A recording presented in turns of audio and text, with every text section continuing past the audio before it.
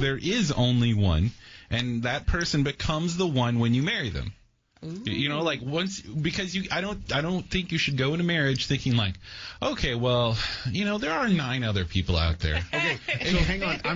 The reason I want to stop you there, you went to the end. Yeah. Now, I'm talking about the permanence. Yeah, but I'm going to say go back to the beginning, because no one's going to disagree with you right now that when you get married, you're now with one. No one's going to disagree with you. But going into it, unless you're from Utah.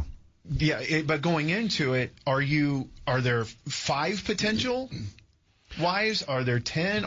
Is it who you meet before and after, or do you think God created one person for Jamie, for Tony, for David, and because of his sovereign hand, we run into him and fall in love and get married? Or do you think it's truly, we'll use this probably a little out of context, but your free will to choose what you would want?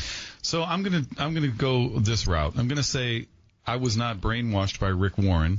However, I had some feelings and some philosophies and thoughts that were brewing in my head, going through, you know, the process of choosing my wife and partner for life, and then with my kids, walking them through the process of how they view that and embrace that.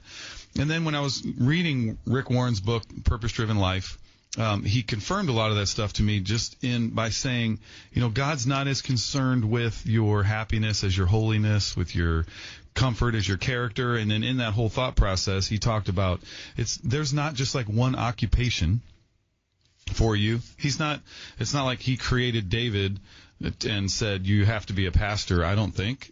He has different paths that you can kind of pick, but he's more concerned about what are you learning and what are you building and what are you trusting as you walk whichever path that you're walking on. So okay. I think it's a little more loose, and I feel personally that, like you said earlier, I feel like, you know, even 10 might be a low number. I feel like it's more about finding somebody who is kind of on that similar path with you, and then choose somebody that you feel like, man, this person, I feel like we're just going to be a great complement to each other. I just love being around them more than anything else.